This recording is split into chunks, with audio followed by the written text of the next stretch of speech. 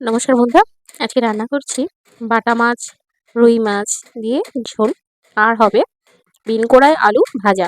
দেখুন বিন কড়াই আলু ভাজা কেটে নিয়েছি একদিকে। আর দেখুন ফ্রিজ থেকে মাছটা বার করে কিন্তু জলে ভিজিয়ে রেখেছি। এদিকে আলু, পেঁপে, পেঁয়াজ, লঙ্কা দিয়ে একটা ঝোল হবে। আর ওকে যেহেতু বাটা মাছ দেবো না মেয়েকে, তো ওই জন্য কাটাপোনা নিয়ে নিয়েছি 2 পিস। তোকে ওটা দেবো।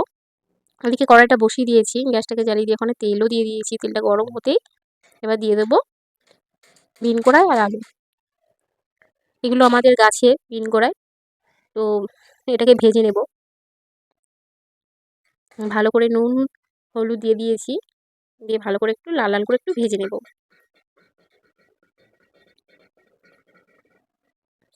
দেখুন অনেকটা কিন্তু ভাজা হয়ে গেছে।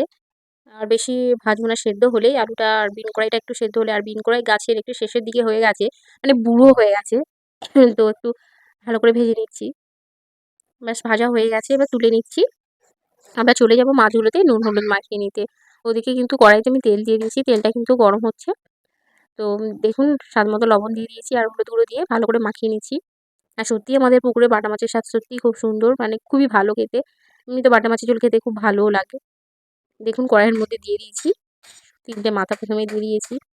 একসঙ্গেই ভেজে নেব, তাই অনেকটা একটু তেল দিয়েছি। আর পেঁপে দিয়ে আলু দিয়ে কাঁচকলা দিয়েও ভালো লাগে। যেহেতু কাঁচকলা মানে নেই, তো সেহেতু পেঁপে দিয়েই করছি আজকে। গাছ থেকে একটা পেঁপে পাড়া হয়েছে, তো সেই পেঁপেটা দিয়েই হবে। মাছগুলোকে উল্টে নিচ্ছি। আর এই মাছে প্রচণ্ড কাঁটা বাটা মাছে, কিন্তু খেতে খুব ভালো। আর এত বড় বড় মাছগুলো, বাটা মাছ মানে 3 পিস হয়েছে। আর ডিম থাকলে সত্যিই মানে তার স্বাদ কিন্তু অন্যরকম হতো, আরও ভালো লাগতো খেতে। অনেকে বলে মাছে ডিম হলে স্বাদ ভালো লাগে না, তো আমার তো ডিমটার জন্যই বেশি যেন ভালো লাগে। ডিমটা পেটটা ভরা ভরা থাকে, তো খেতে খুব ভালো লাগে। মাছগুলোকে তুলে নিচ্ছি, ভাজা হয়ে গেছে।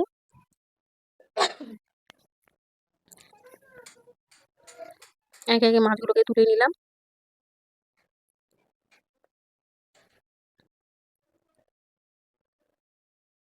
এবার দিয়ে দেবো কিন্তু পেঁয়াজ। আগে থেকে যে পেঁয়াজ কুটে রেখে দিয়েছিলাম, পেঁয়াজটাকে দিয়ে দিলাম তেলের মধ্যে।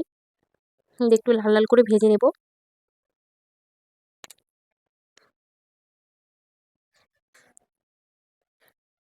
দিয়ে দিলাম সবজিগুলো, আলু, পেঁপেটা একটু লম্বা লম্বা করে কেটেছি। সেদ্ধই হয়ে যাবে, একদম কচি পেঁপে। আর তাড়াতাড়ি সেদ্ধ হবে কচি পেঁপে। একদম সিম্পল পদ্ধতিতে, সাদা মাটা পদ্ধতিতে একদম ঝোল হচ্ছে। দিয়ে দিয়েছি হলুদ গুঁড়ো, দিয়ে দেবো লবণ। আর আমাদের বাড়িতে একদমই মানে ঝাল খাই না বললেই চলে। আর বিশেষ করে মেয়েকে দেবো তো ঝোল, তো সেই জন্য বেশি কিন্তু ঝাল দিইনি, শুধু একটাই কাঁচা লঙ্কা দিয়ে দিচ্ছি।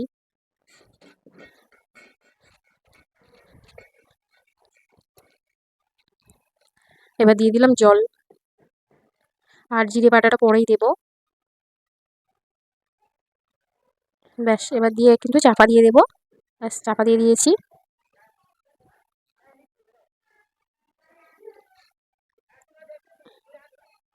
ব্যাস আলু খুলে দেখলাম আলু পেঁপে সেদ্ধ হয়ে গেছে। মাছগুলোকে এবার দিয়ে দেবো ঝোলের মধ্যে। দেখুন মাছগুলোকে দেওয়াও হয়ে গেছে। এবার ঝোলটা একটু ফুটবে, তারপরে জিরে বাটাটা দিয়ে দেবো। এবারে জিরে বাটাটা দিয়ে দেবো, একটু জলটা দিয়ে গুলে ভালো করে দিয়ে দেবো। ব্যাস ঝোল ঝোলের মধ্যে দিয়ে দিলাম জিরে বাটাটা।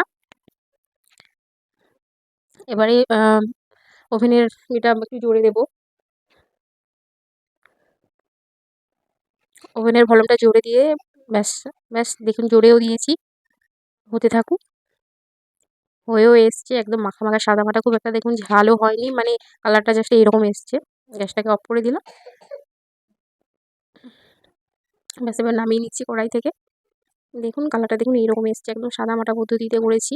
খুব বেশি ঝাল নয়, রিচ নয়, মানে একদম ভালো অসুস্থ রোগীরাই খেতে পারবে। খুব সুন্দর একটা কালার এসছে। সবাই ভালো থাকবেন, সুস্থ থাকবেন। সকলকে ধন্যবাদ। দেখা হচ্ছে আগামী পর্বে।